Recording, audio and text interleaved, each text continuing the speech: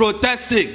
Well, and you are saying, let us give them power to regulate social media. I would never be part of that. Inebe, there was something you said earlier when you referred to the Eastern Security Network.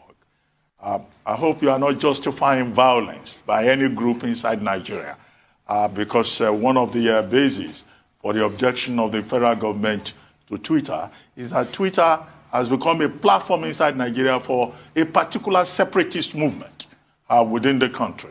And then you were, waxing lyrical about the Eastern Security Network, the ESN, the militant wing of the IPOB. If you could just clarify your position on that before we move on. I totally oppose.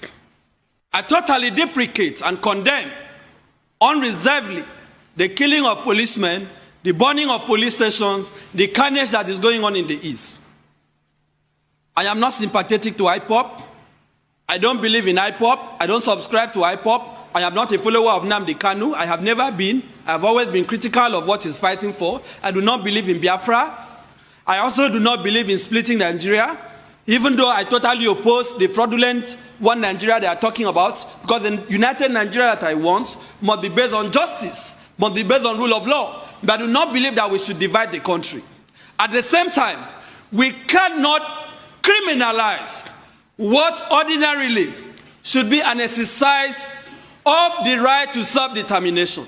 Eastern Security Network, whatever they are doing, I do not endorse it. I totally condemn it. But the point I am making, Dr. Bati, is that we should not be addressing these matters on the surface. Let us go to the roots. What led to the Eastern Security Network? Did Nnamdi Kanu just start with this group? They started by marching, carrying flag, going on the street, protesting. What was the response of the Nigerian state? What was the response of the Buhari regime? They deployed Operation Python dance. The Python was dancing on the lives of the people of the Saudis. People were being killed. People were being slaughtered. They were being attacked. They were not even allowed to protest, even when they charged him for treasonable felony. Even when they had filed charges before Justice Nyako at the Federal High Court in Abuja. The military, in a so-called democracy, invaded the house of Nnamdi Kanu, desecrated the palace of his father, who was a traditional ruler. You cannot have that in a decent country. So as we condemn the killing of policemen, the burning of police, the burn of stations and INEC offices, we must admit that this regime, this government, takes responsibility for the resort to violence by the group known as Eastern Security Network. If we are not truthful about these things, Dr. Bassi, we will continue to see history repeat itself. Boko Haram started when Muhammad Yusuf was extrajudicially killed. Have we learned any lesson as a country? The answer is no. We are still resorting to primitive, draconian ways of responding to civic agitation. When people are protesting, you engage them, you talk to them. That is why you say you are running a democracy. You don't kill them. You don't deny them of the right to protest. But we keep saying IPOB, and what the president said, he will speak to them in the language that they understand. These people have not recovered. The people of Eastern Nigeria, the Igbos in particular, they are still going through the agony of the civil war. And you are saying you treat them in the language they understand? What is the language of the civil war? But there's an argument, and I'd like your comments on that argument, that the president's remarks were taken out of context. Those he was referring to were the armed groups who have forgotten the pains of the Southeast during the Civil War. The armed groups who are going around torching Nigerian infrastructure belongs to us, INEC infrastructure, for our democracy.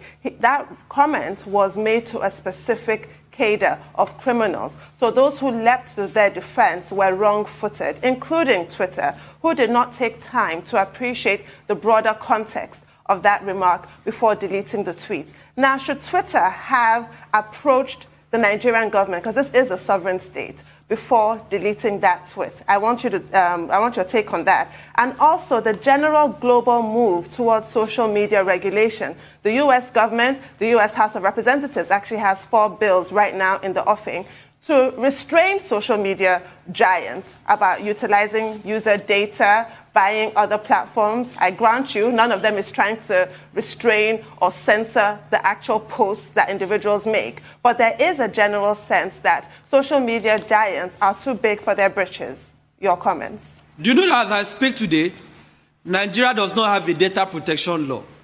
Embarrassingly enough. Because you are citing the example, and that is why I'm saying when we make these comparisons, we must look at the peculiarity of these countries. There is no single one data protection law in Nigeria today. Not even one. Not even one that protects the data of Nigerians. We don't have.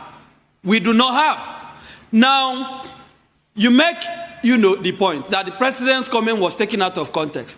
The only person or persons who took the president's comment out of context is the president and Lai Mohammed. Nigerians understood what he said. I personally understood what he said. The context in which he said it was clear. He didn't just stop at that. He didn't say he was referring to the armed groups. No.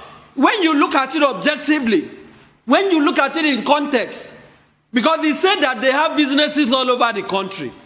Is it IPOB that has businesses all over the country?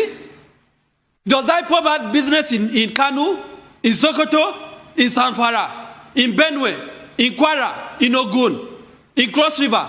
They don't. Does the Eastern Security Network have businesses all over the country? The answer is no. Buhari was referring to the Igbos. We can admit it. We can pretend about it. His body language has been clear. He started by saying you cannot treat 93 and 5% equally. We have seen how he has marginalized the Igbos. No Igbo is represented in the National Security Council. Look at the nepotism. So when we are saying his comment was taken out of context, are we also saying that his nepotistic appointments, his clearly sectional appointments are also taken out of context? Because this is a president that has a pedigree, a shameful pedigree, an unfortunate pedigree of favoring a section of the country that has polarized this country as never before. So that is not a precedent that you will tell me spoke at, that people are taking him out of context. He was clear on what he meant. In any event, we have had the so-called herdsmen or the so-called armed Fulani herdsmen committing killing people across the country from the north to the south. Has he spoken to them? Because in your interview with him, he made reference to what Governor Otom said, that the Governor Otom said is Fulani and that he cannot deny it. Not all Fulanis are criminals. But as Buhari spoken to his kinsmen, the ones that are criminals, the ones that are armed, in the language that they understand, the answer is no. We want language has he been speaking to them. Language of encouragement, language of endorsement, ruga, settlement, grazing roads, and so on and so forth. Despite that governors have rejected these divisive policies, Buhari is still trying to force it on the throat of Nigerians. He has not addressed the killings by the herdsmen. Has he spoken to bandits in the language that they understand? For the last 6 years, the answer is no. Rather, Gumi is advocating amnesty. School students are being kidnapped. Just yesterday, people were praying in Zaria against kidnapping. Buhari has not spoken to kidnappers in the northeast, the northwest, in the language that they understand. He has also not spoken to Boko Haram and ISWAP in the language that they understand. But suddenly, he now knows the language that IPOP will understand. I do not think that is how to run a country whose unity you are willing to kill for. I do not think how to run a country that is... Let's move on from this Twitter and this political talk. If you are inviting people to mediate, and those people whom you are inviting to mediate are interested parties, people who have to gain from your quarrel or from your difficulty, don't expect any reconciliation. They won't be honest. I said at the beginning of Mass, our country is being torn apart by the incapacity to reconcile. Only 6 years after our independence, in 1966, some military officers thought that the politicians were not getting things right and staged a coup. That coup set a ball rolling that eventually culminated in the worst massacre and genocide in modern African history, the Nigeria-Biafran War. attempts at discussion, mediation failed, mainly because one of the major partners in mediation was an interested party, the British.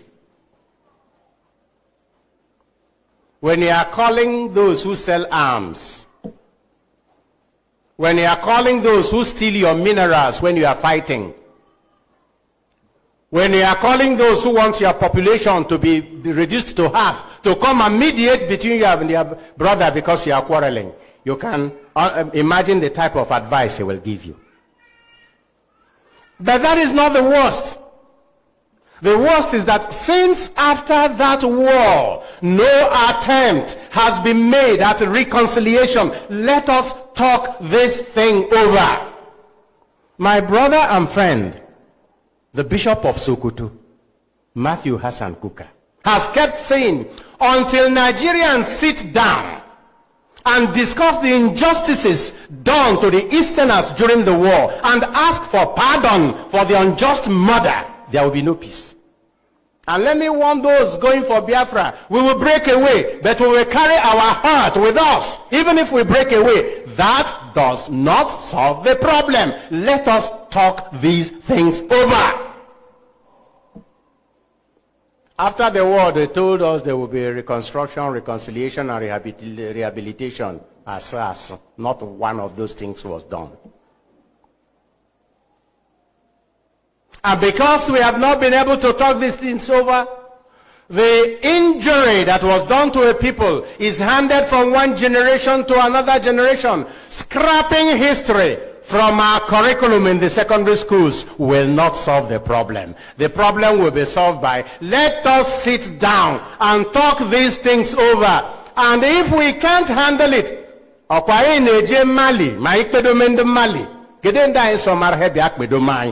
going to Mali to reconcile them. Whom have we invited to come and help us reconcile ourselves? In our arrogance, we don't even accept we have any problem. If it doesn't work, invite some people who are more or less neutral, who have nothing to gain by your quarrel or by your reconciliation, except that love is reigning. Invite them to help you look at this.